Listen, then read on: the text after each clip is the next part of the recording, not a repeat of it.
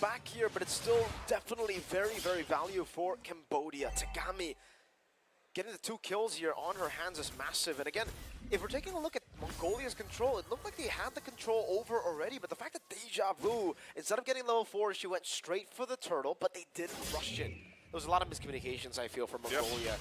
Cambodia just felt like they were way more decisive in that skirmish, and Moshi again zoning them away. Deja Vu, level 4. As level 4, waiting for that glorious pathway, gonna be trying to set it down. Tagami gets the turtle, again, a frigid glacier. Avatar the Guardian also to land in down further. Moshi going in with the Infernal Pursuit. Tagami looking to clean up the kill. We'll have to deal with the Mortal Coil. Still looking for it, and the Decimate will take out Tagami. Deja Vu still with her life. Even with the Heart Guard able to escape. Again, this is 2 revitalizes, plus an Angela really helping them. Alright, so that actually becomes a pretty okay trade from Mongolia.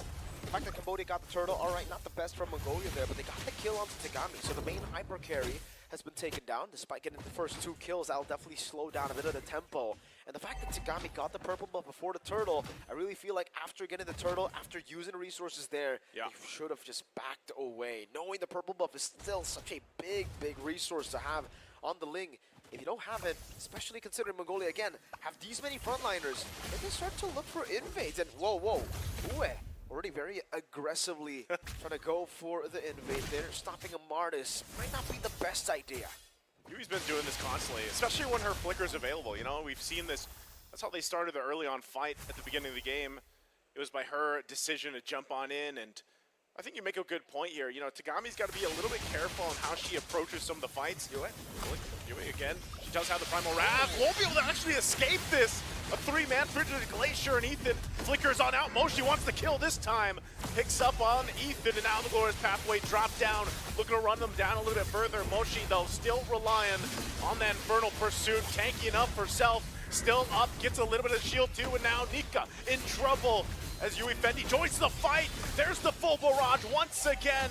Knockup comes through, defensive flicker backward. Even with the Heart Guard though, still trying to pop off the damage, and it's not gonna be enough. As finally Mob Psycho goes down, and Iesf, one more hit. She slides out, and Ethan will have enough to heal herself up to stay alive. Giving the Flask of the Oasis as well here, but Cambodia's building up a massive snowball here. At this point of the game, you can see the Haas Claw's already done. Just waiting for Berserker's Fury for the item Power Spike now for Iesf.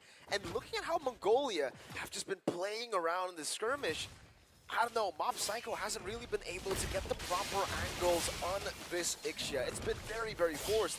Using a full barrage in front of a Ling earlier. Cambodia, they're just going to take this turtle for free. Everything has been going their way. Aside from, you know, a few of those team fights, Tagami hasn't been pressured. Purple buff still. Yeah. We were talking about the purple buff delay after dying, taking a turtle and then dying over. Didn't really matter. Purple buff spawned in the game, and Mongolia did not have any intentions of stopping her from taking the purple buff. And now, the Martis, we got to talk about this issue. Even though we were talking about the Martis, talking about how the Martis could definitely work in this composition, I think we can all agree that it was us being very optimistic about the early game. Yeah. If we're talking about the mid game right now, Martis is one of those heroes that just falls off so hard, and Mob Psycho will be dove on. Again, Heart Guard going to be used. Mob Psycho will drop the full barrage.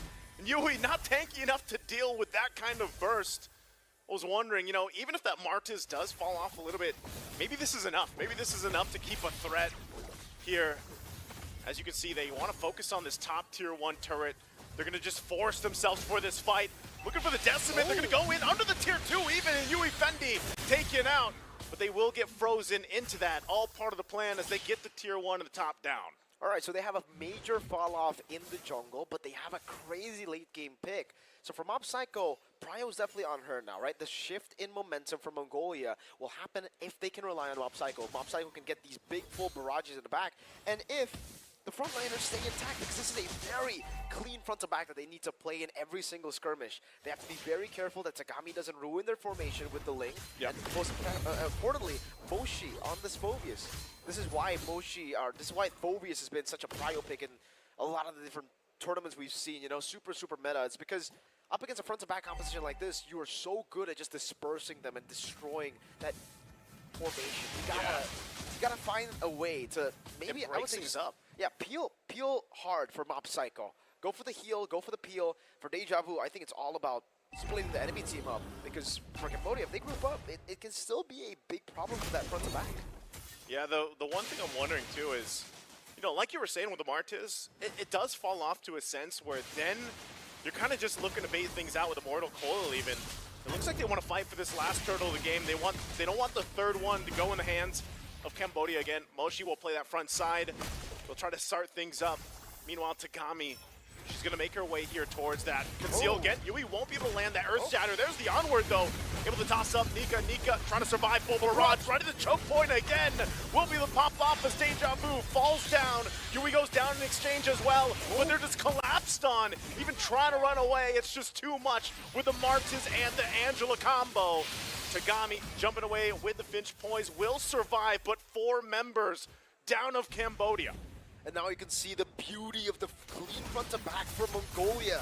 If they get it done, Mob Psycho, all she needs to do is deal the damage. He doesn't really need to be the executor because they still have the Noxen. Doesn't matter if you are in the late game, you fall off in terms of damage, the ultimate will always be an execute, and you will always be able to chase, especially with the help of the hard guard on you.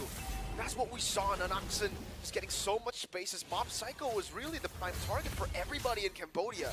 But as long as Mob Psycho has the flicker, it's just going to be very difficult for them to actually dive in. Tagami, you can see the adaptations now made by her, trying to go for these trades on the map here. Nika actually getting the taunt over. Yui Fendi again, look at the full barrage. You already went for the slide, you can't escape now. They might still look for more, but they got the tier 1 down. Still have the Lord as well, top side pushing in. I think that's one of the main things that we have to just look at here. Can Cambodia combat against the fact that every single time a full barrage comes down from Mob Psycho, they're not able to play against it. Even with this Flora's Pathway being dropped down, AOG once again gonna find 2, Unbreakable to get the taunt of Tagami. Mob Psycho once again just firing off of the back. They will take the Frigid Glacier, but meanwhile the whole focus is the tier 1 in the mid. Good disengaged from Cambodia. They cannot afford to actually look for a fight against Mongolia, despite the fact that, again, that was a messy team fight and could have actually benefited them, but there's still a big Lord marching down. If they only got the frontliners, they should be able to still siege down these turrets. And again, tier 2 up top, stopped from being taken here. Good move by Tagami.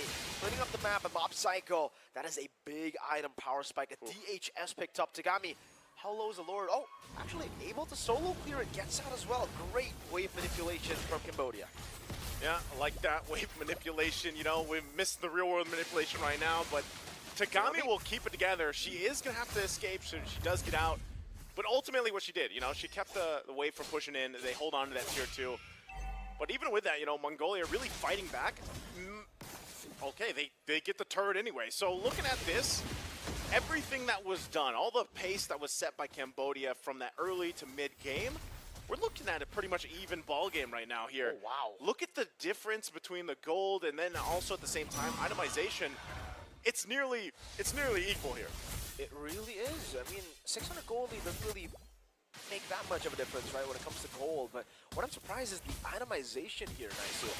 The Noxen has a Sky Piercer and a Hunter Strike. He's trying to abuse the Sky Piercer, man. I thought after that early game, they wouldn't go for the Sky Piercer. It might be too big of a gamble. Maybe a little tanky, right? Maybe just pure tank at that point, right? Yeah. Usually we see Fury Hammer to pure tank in a lot of the other games that we see. Malefic Gun, though, getting picked up by Yui Fendi here.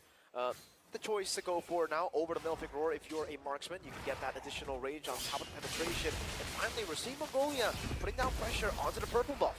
Deja Vu playing that front side. They might just try to pull pressure. Nothing happens. She does get her purple buff, so that's going to be good for her. But what they really have to focus on, obviously, is this Lord coming up in 10. If they're in a fighting position to go ahead and contest it, and that they are, is what I believe. This will also be part of it. You know, Nabi, she's been pretty good with the Frigid Glaciers, able to land, you know, on multiple members, but they just haven't been able to turn that into complete their favor. But hold on. Look at this in the mid lane. Tempest Blades on the hunt. Will be able to find the Angela now. Tagami on the run after getting herself the kill. That's the perfect timing for this possible Lord take next. If they don't take it quick, though, it's going to be very... It's literally not going to have any impact at all, right? They got to start the Lord now, and they actually go for the onward. Yep, Nika could be in trouble. Full barrage again. Going to be able to find a couple members. Yui jumps in to try to force her off, and now forcing the fight. Noxen goes down, and now this is a great time for Cambodia to start up the Lord and secure it for themselves. to hopefully start marching towards the base of Mongolia. There you go. Right after getting the kill onto the Angela, you are in a position where you need to just look for a fight. Either you commit onto the neutral objective or force out Mongolia out so that, you know, again, that death will have an impact. That's what they do. They went straight for the Lord, they saw an opening, and they went straight for Nika, who was definitely overextending there. Gets caught by the onward, and it's all on Tagami now. Tagami's been finding these picks, he's saving the team from these sieges as well by clearing out the Lord. This is going to be Enhanced Lord marching down. Mongolia definitely still have pretty good clear with the Iesf, but the Lord's going to be charging down. Another half HP just chunked out for the base turret. First pathway used as well. Trying to hold on to this base turret the best they can. They will for now. Still going to manage the couple waves pushing in, and you know, like you mentioned, part of this is they have great wave clear. We'll have to see if Cambodia actually wants to decide to force a fight into the base. That mid turret finally going down. Now the base possibly can't last through this push. Still Nika at the front. There's the setup once again. They can't escape this. The full barrage comes down. Tons of blades can be used as well, but she has the heart guard. Able to keep her alive even with that damage coming out from Tagami. So far so good. Mongolia stops the bleeding. They only lose the mid-base turret. They baited everything out though. No hard guard, no revitalize. They can actually just go and brute force it now. Ethanary and Mob Psycho. Cambodia's gonna go for it. Not sure if they can end the game here. Nika trying to hold down the front again. 2 frees happening down, and the base is just gonna be work on. Moshi keeps them at the fountain, and Cambodia will focus on just winning the game as they go ahead and take the game against Mongolia. Really close for the majority of it, but at the end there, great decision making with the lineup that they had for Cambodia to cap out the win. Just amazing composure really from Cambodia. The fact that they were